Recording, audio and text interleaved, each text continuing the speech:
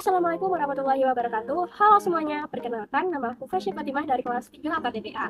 Nah, dalam video UTS kali ini, Fasya di sini terkait dengan materi yang dapat dijadikan referensi dalam tugas UTS ini. Sebelum itu, Fasya ingin mengucapkan terima kasih nih kepada Bapak Jurnal Rizky Mirza selaku dosen pengampu mata kuliah perpajakan internasional ini, sehingga ilmu yang beliau berikan dapat berguna untuk kami sebagai mahasiswa akuntansi perpajakan. Materi pertama adalah dasar hukum perpajakan internasional. Nah, sebelum kita mengetahui apa sih itu perpajakan internasional, kita diberitahu itu hukum. Nah, di sini hukum itu memiliki pengertian diantaranya suatu kaidah atau aturan yang mengatur tingkah laku manusia untuk apa? Untuk mencapai keadilan dan ketertiban di masyarakat. Hukum itu dapat dibedakan menjadi dua, ada hukum alam dan hukum positif. Hukum alam itu berdasar mengatur tingkah laku manusia yang berasal dari norma, agama, dan sebagainya. Sedangkan hukum positif itu merupakan hukum yang diberlakukan di suatu negara yang ditetapkan oleh suatu otoritas yang berwenang. Nah, di Indonesia saat ini hukum yang dipakai yang mana nih, teman-teman? Hukum alam atau hukum positif? Ya, benar sekali, hukum positif. Indonesia menganut hukum positif yang dahulunya berasal dari Belanda juga menganut tersebut, sehingga Indonesia sebagai negara bekas penjajahan Belanda menganut hukum yang sama, yaitu hukum positif. Nah, baiklah teman-teman, dapat kita ketahui bersama bahwa hukum itu memiliki beberapa karakteristik. Yang pertama, itu hukum bersifat normatif atau mengatur tentang tingkah laku manusia. Yang kedua, hukum bersifat mengikat, berarti hukum diperuntukkan untuk semua orang tanpa terkecuali. Yang ketiga, setelah dia bersifat normatif, mengikat, hukum itu memiliki sanksi apabila ada orang yang melanggarnya. Yang keempat, hukum itu dibuat oleh otoritas di Indonesia. Hukum itu dibuat oleh lembaga legislatif atau DPR. Nah, kalau untuk hukum itu kemana? Jawabannya pertama, konstitusi. Yang terakhir atau yang kelima, hukum itu bersifat dinamis atau dapat berubah sesuai perkembangan zaman dan kehidupan masyarakat. Nah, selain itu, kita udah tahu nih apa itu pengertian hukum, karakteristik hukum, di Indonesia itu berlaku hukum apa dan karena apa. Dapat kita simpulkan dasar hukum perpajakan internasional. Hukum itu kan tadi aturan yang mengatur. Dasar hukum perpajakan internasional adalah hukum yang mengatur tentang perjanjian lintas negara perdagangan internasional. Nah, materi selanjutnya adalah dinamika perpajakan internasional. Dinamika berarti perubahan. Jadi, setiap segala sesuatu tidak akan selalu sama atau stagnan. Pasti akan ada perubahan. Jadi, baik itu perubahan yang mengarah ke arah positif ataupun ke arah negatif. Dalam konteks perpajakan internasional, kita juga mengenal adanya perubahan.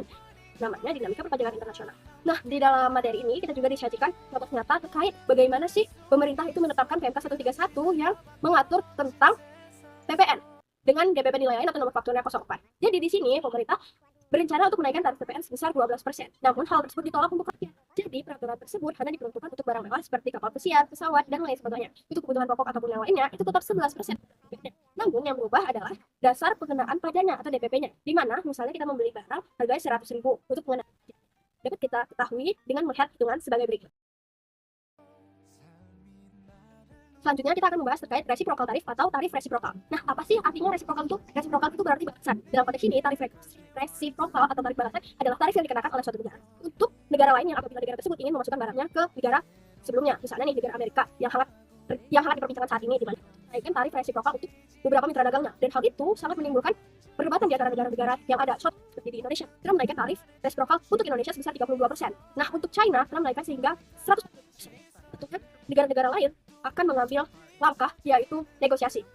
Sementara itu, di sisi lain China melakukan retaliasi atau perlawanan kepada Amerika Serikat terkait perang dagang ini. Karena China mengatakan bahwa jika Trump ingin menaikkan tarif kepada mitra dagangnya, maka itu tidak akan menguntungkan negaranya sendiri juga. Karena jika suatu negara mengisolasi dirinya dari negara lain, hal itu akan mengakibatkan kehancuran juga untuk negara tersebut. Dalam hal ini adalah Amerika Serikat. Nah, selanjutnya, tarif reciprocal atau tarif balasan. Ini memiliki kelebihan dan kekurangannya. Pertama, kelebihannya untuk melindungi usaha dalam negeri, di mana Trump ini bertujuan untuk menaikkan tarif supaya industri dalam negeri Amerika Serikat itu naik dan dibeli oleh warganya, sehingga barang-barang impor itu harga jualnya tinggi, kemudian tidak diminati oleh masyarakat. Selanjutnya, selain untuk melindungi industri dalam negeri, tarif reciprocal itu bertujuan untuk menekan negara-negara lain akan menurunkan tarifnya kepada Amerika Serikat, di mana tarif reciprocal ini juga memiliki tujuan untuk menciptakan keadilan atau keseimbangan untuk negara-negara dalam perdagangan internasional, sehingga tidak ada negara-negara yang mengakibatkan atau keuntungan signifikan.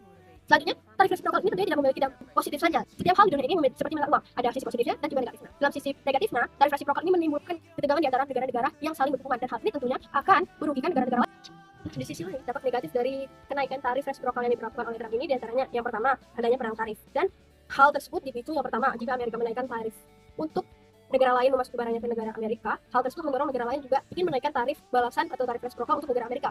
Dan hal itu akan memicu perang dagang internasional, di mana jika setiap negara menaikkan tarif, hal tersebut akan berdampak buruk untuk perekonomian internasional. Selanjutnya, yang kedua, dengan adanya kenaikan tarif ini, barang impor juga akan mengalami kenaikan harga yang cukup signifikan juga. Kenapa? Karena hubungan biaya impor ini pastinya akan dikenakan untuk konsumen produsen hasil ketika turunnya produksi oleh negara-negara yang memiliki pabrik-pabrik untuk mengimpor barangnya ke suatu, mengekspor barangnya untuk ke suatu negara.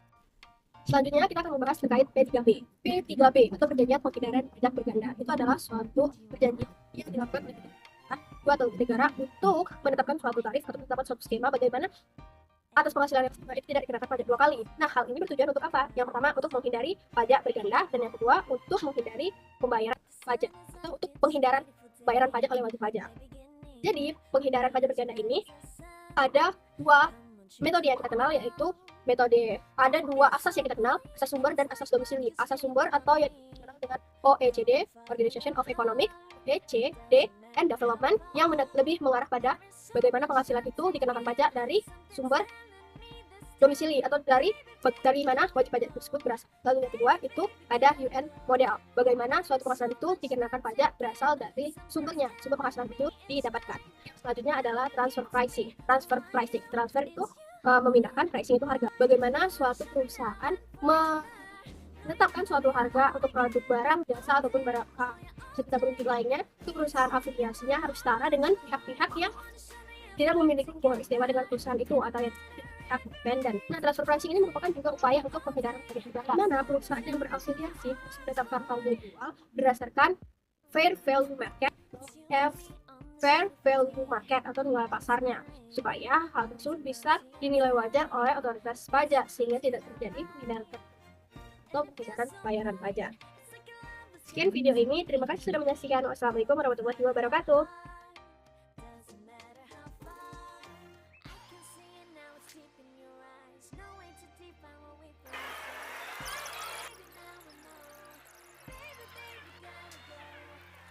So much love to give.